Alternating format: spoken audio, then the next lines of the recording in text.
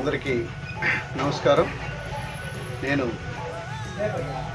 మీ Dharanikota Lakshminarayana, Ongole BSP party parliament అభ్యర్థిగా పోటీ చేస్తున్నాను.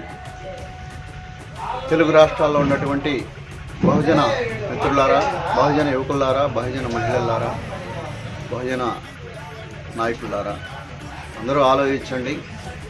మరి ఈ రోజున ఈ దేశంలో పూలే వారసులు అయినా, అంబేద్కర్ వారసులైన, మరి వాళ్ళ ఆశయాలతో నిర్మించినటువంటి బహుజన సమాజ్ పార్టీకి మనందరం కూడా ఈ రోజున సపోర్ట్గా నిలబడాల్సిన అవసరం ఉంది.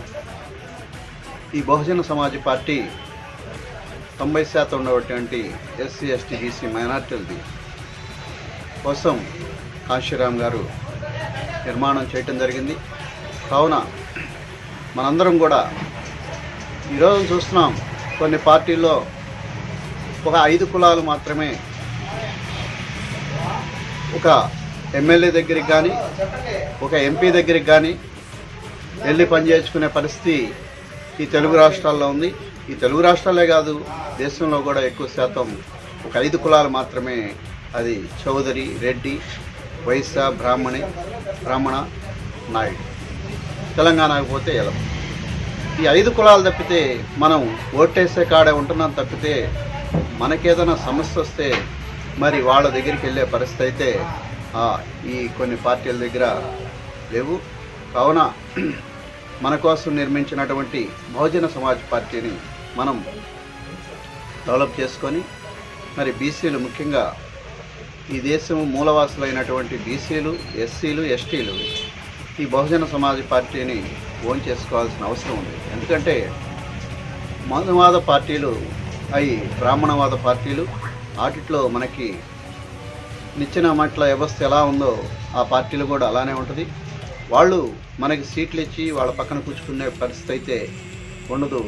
కావున బహుజన సమాజ్ పార్టీ అనేది సొంత ఇల్లు లాంటిది. మిగతా పార్టీలు మీకు అద్దిళ్ళు లాంటి. అద్దిళ్ళు అంటే ఎప్పుడు ఖాళీ చేయమంటే అప్పుడు ఖాళీ చేయాలి. సొంత ఇల్లు అంటే మనం తిట్టుకున్న, కొట్టుకున్న, కలిసిమెలిసి ఉండేదే సొంత ఇల్లు.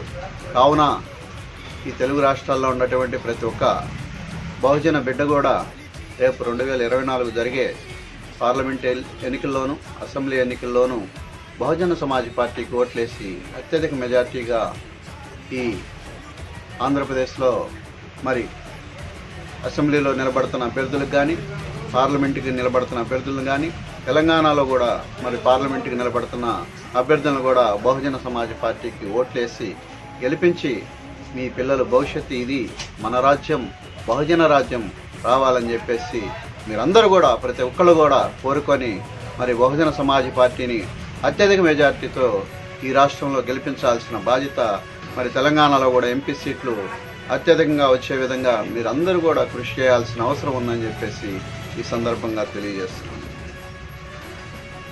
జై బహుజన.